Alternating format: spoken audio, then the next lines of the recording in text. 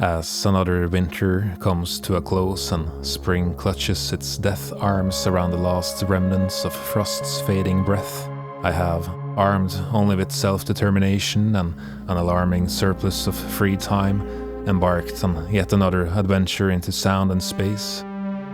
Not of the Euclidean variety, but of a rather more extraterrestrial nature.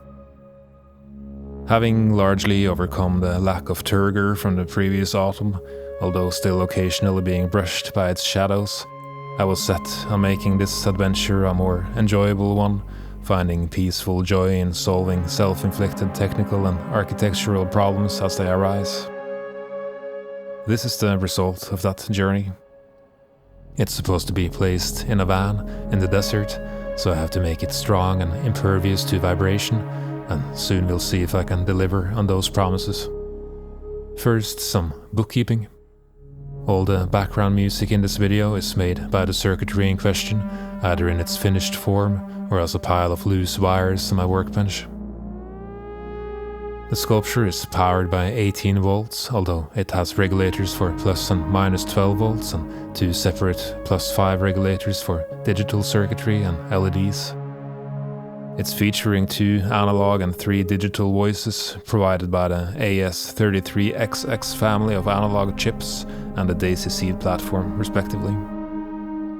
There's also a logo, a variation on the Space Invader, which was requested by the customer.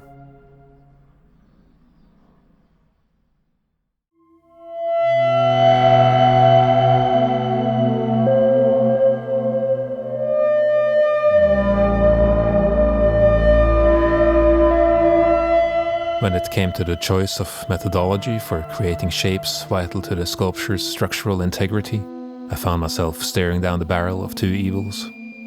On account of the limited effective work area of my CNC router, my only domestic option for cutting sheets larger than 20 by 30 centimeters was to use the table saw and drill press, a route ill-advised considering the fraught aftermath of my previous exploits. I decided to head down the path less trodden, cutting what I could at home and entrusting the rest to a laser-cutting third party. Rummaging through the house, I found some 8mm extruded plexiglass, cast acrylic's putrid little brother, which came with its own parade of trials and tribulations. After a Pyrrhic victory and an acetone sponge bath, I briefly inspected my work before plunging into an adaptive toolpath to carve out a shallow recess in which the logo would reside. I watched with trepidation as my 1mm single flute end mill carved out tiny radii at the perimeter of the pocket. It was essential that the internal corners were as sharp as possible, so that the square LEDs would fit through without too much of a gap between them and the acrylic. A few panels, intended for user-accessible switches and sockets, involved double-sided machining, requiring me to flip the workpiece over midway through the operation. I used the machinist square and a few clamps to maintain alignment and preserve part origin as I turned the panels over for the second half of the process. As the operation primarily involved engraving labels for switches and sockets, any demand for fine precision existed more to appease my own good conscience rather than out of necessity.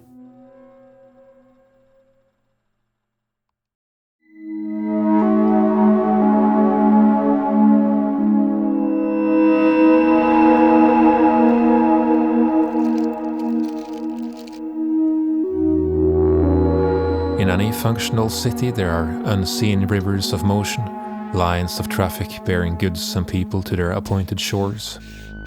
Certain goods might be produced in one part of the city and consumed in another, forged in shadowed quarters to feed distant flame. There could be hundreds of manufacturers that facilitate this process, fanning out like roots through soil, expanding like a sprawling network of interconnected dependencies, each bound to the other in tireless communion. If the city were to be deprived of one or more nodes in this living lattice, it would unravel. So too, within a circuit, there are nodes or modules responsible for specific operations within the ecosystem, and there are wires, often grouped into buses, that transfer signals and power from one node to another. They say you should never ask an agoraphobe for advice on public transport, but these buses and their destinations are vital to a harmonious and noise-free operation. As in the city, refuse must be discarded. What is no longer needed must find its way to ground, preferably in an inconspicuous manner. Think of digital as an industrial district and analog as a quaint residential area. The traffic emerging from both should be segregated and connected only in one singular location, where the frothing river of industry and the calm stream of the homestead meet and enter the ocean. I am, of course, talking about digital and analog grounds and the importance of keeping them separate. In this project we have 3 residential areas, an oscillator section, a dual VCA, and lastly a dual state variable filter. These constitute the 2 analog voices, henceforth referred to as the main voices, which later will be augmented by 3 auxiliary digital voices, courtesy of the Daisy seed. Here I'm making the scaffolding, a structure that will house the analog components and internal bus. The internal bus, a local variant of the longer buses used to transfer data between the modules stretched across the circuit, is used to seamlessly route signals between op-amps and other chips located within each neighborhood. From there, signals carrying information to or from external modules are transferred to a regional bus, which includes the power rails and appropriate ground. I'm currently working on the filter, the AS3350 dual state variable filter, in a low-pass configuration. This will be mounted vertically on what is effectively an 80mm wide piece of acrylic, so there is a tangible lack of real estate, especially concerning the ground floor footprint. Logically, when you lack area, you build towards the sky. I made a second floor with another internal bus above the components for the signals that didn't quite fit the main bus. I don't use this filter nearly as much as the AS3320, which is a -24 dB per octave low-pass filter. Although I usually do prefer filters with a shallower slope and low resonance, there's something about the 3350 which makes me suspect that it's maybe not quite as deep as a 2-pole filter should be. Just a quick disclaimer, when you see me solder these components, some of the solder joints look highly dubious, and that is the result of having to stretch around the camera, which is typically situated exactly where I would have kept an arm, or in some cases directly between my eyes and the workpiece. I do, of course, resolder these once I'm no longer forced to work at such an acute angle. Not a cell phone in sight, just a man and his soldering iron living in the moment. During soldering, precision, while beautiful, isn't necessarily a goal in itself. In large circuits of high complexity, you reach an overwhelming mass of details that transcends precision and instead gives rise to a form of systematic beauty. Le Corbusier and Ozenfant write in their essay on purism that aesthetic sensations are not all of the same degree of intensity or quality. They claim there is a hierarchy, where the highest level is of the mathematical sort. As in functionalist architecture, the beauty of a building can be measured by how effectively it performs the task it's intended to perform. Hannes Meyer, once the director of Bauhaus, stated that architecture is a technical and not an aesthetic process. Beauty can emerge from elegant solutions to complex problems like a mathematical equation or a fugue by Bach. That isn't to say that it is something I consciously think about. Suprematism, another period of modernist art which undoubtedly permeates my work in its own way, relied on the uncontextualized beauty of shapes and colors, where feeling is the determinant factor. The supremacy of pure feeling in creative art, Malevich writes. It's 2 contrasting styles of modernity to bring up, perhaps united only in their reaction to figurative art at the time, but we live in a postmodern world and there's no reason why the 2 can't coexist and overlap.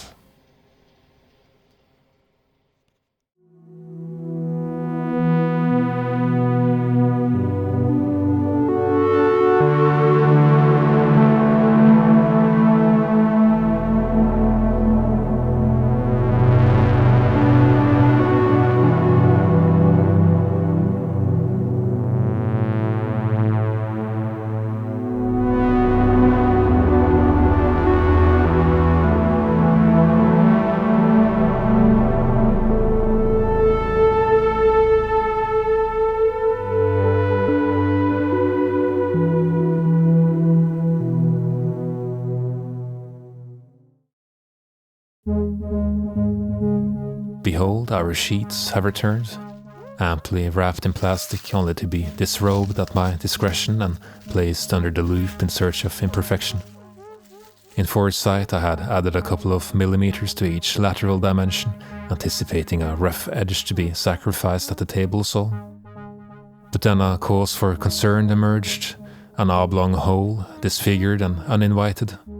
And worse still, the deformity invariably permeated the entire sheet, each hole incapable of fulfilling its destined role in receiving its corresponding bolt. Finding myself out of time and deprived of options, I would reach for the drill press. The sheet needed each and every cavity conforming to a rounder standard, a condition sorely absent in the present state of affairs. Before venturing to the basement, I 3D printed a jig, a guide for a series of holes to be drilled halfway through the acrylic.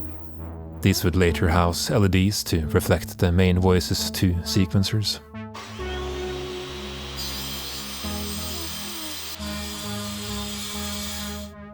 Having cut the sheets down to a nominal size of 20 by 30 centimeters, I proceeded to place my jig at the corner of the appropriate workpiece and set the depth stop of my drill to about 5 millimeters beneath the surface. I made a horrible mistake and used the same 3.1 millimeter drill I had used for the disfigured holes. These LED holes should have been 3 millimeters maximum, and now the LEDs would no longer be able to be held solely by friction.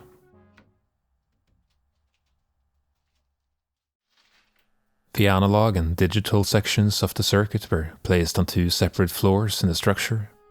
Here, in the undercarriage of the Empire, the digital circuitry, power regulators and amplifier were to reside far from the docile homesteads of their analog counterparts.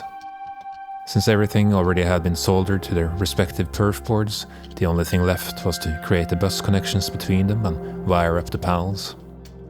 The daisy seed and digital to analog converters were placed on the biggest of these boards, and it also became the meeting point for most of the analog grounds. Due to space constraints, I had to split the user interface into 2 panels, one with the power connector, on-off switch and 2 jack connectors carrying the stereo line output signal, and another housing the volume knob and mode switch. There are 3 modes in this sculpture, a tuning mode and 2 main modes with different sonic characters. The first of these main modes, named the harmonic mode, consists of longer notes and is what you're hearing for the most part in this video. The second mode is a rhythmical mode with shorter bursts and constantly evolving ostinatos.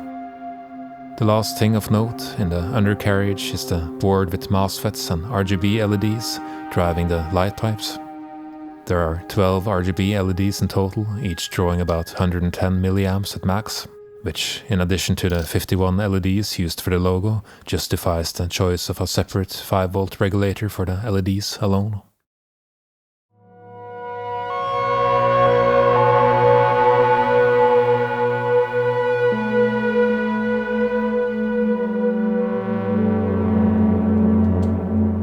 With all the holes now finally capable of receiving their respective bolts, it was time to populate the upper floor in the structure. Here the analog circuitry and bus was to be placed, although I had yet to make the oscillator section. An involuntary respite was forced upon me by the hand of a public holiday, which delayed the acquisition of much needed materials. Having overcome the hurdle, the foundation could finally be laid. The oscillator section, using the square waves of 2 3340 chips, was perhaps the most vulnerable, sonically speaking. To ensure stability, I placed regulators and voltage references at strategic locations to further isolate the chips from voltage spikes and noise on the main power rails. The 10-volt version of the LM4040 became my weapon of choice as a voltage reference, along with an LM79L05 to avoid having to rely on the internal Zener diode of the 3340 to provide a stable negative voltage. Those with a keen understanding of the fragility of the 3340 will know that this was to be all in vain, as once you apply pulse width modulation to this chip, pitch stability goes right out the window. Nevertheless, these 2 main voices were to be supplemented by 3 digital sawtooth voices from the daisy seed. The main voice's pitch and rhythm are controlled by a series of sequencers which randomly update their values over time, and the auxiliary voices largely share this information but modify their pitch by specific intervals related to that of the main voice it's latching onto. The auxiliary bass voice could, for instance, be a perfect fourth below its corresponding main voice, and to build tension, a higher voice an octave or two up could be assigned to a note a step above or below. Finally, a mid-range voice could emerge a third above or below to complete the chord.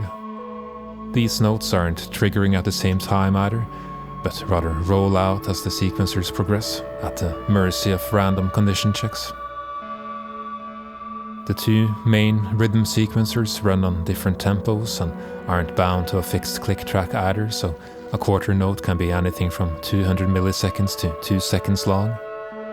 The tempo and location within the sequencer of each of the main voices are indicated in a series of white LEDs on either side of the sculpture.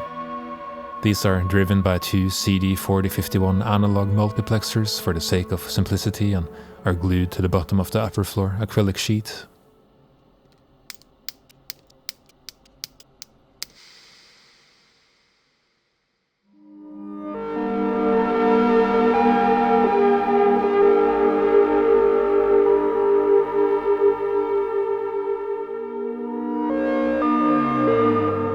The time for the final assembly has finally arrived. We have taken everything apart just to put it back together again. I'm spraying the acrylic sheets with an anti-static solution, but I have to be careful since it's alcohol-based and could crack the acrylic. Until the final moments of the design process, I was still unsure whether to include a passive radiator in my speaker enclosure or not. The enclosure is fairly large for the speaker's size, and the PR could very well be redundant. I did, in the end, decide to include it, but I have no particularly good explanation as to why. To keep the acrylic steadily in their positions, I 3D printed different variations of brackets. Where space allowed, I used prevailing torque nuts, that is, nuts with nylon inserts, which were fit snugly into hexagonal slots in the brackets. As for the mounting of the logo, I didn't want any visible bolts near it to affect its appearance. Instead, I tapped 4 blind holes and drove the bolts in from the back. Tapping in acrylic can be a harrowing experience, but these threads were only meant to be used once. To ensure a secure connection with the bolts, I also used spring washers for good measure. To answer the question first asked in the beginning of this video, will this sculpture endure in a van in the desert? I can think of so many things that can go wrong, while at the same time all the things I did to make it durable. Prevailing torque nuts, spring washers, vibration damping feet and UV stable materials. But Father Time comes for us all, and decay is, after all, the default state of nature. Lebbeus Woods, the architect, always seemed to draw his structures as if they were photographs captured in some sort of post-human world, where a great degree of withering already had taken its toll. I think it's a great reminder that in the senescence of things, you just have to accept that everything will, at some point, meet its end. As a creator, you often get consumed by the idea of the work in its finished state, but forget that it has a whole lifetime to live.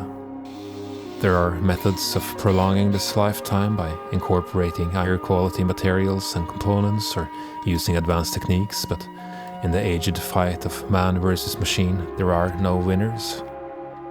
So the answer to the overarching question is invariably no.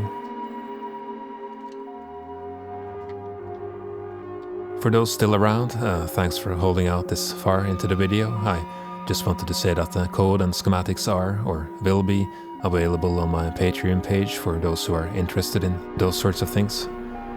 I also make short walkthrough videos where I explain certain decisions if they are interesting enough to talk about. I've been reading a lot of William Butler Yeats while making this video, which is interesting given the man's gravitation toward the mystical and his aversion for rationalism and its effect on art.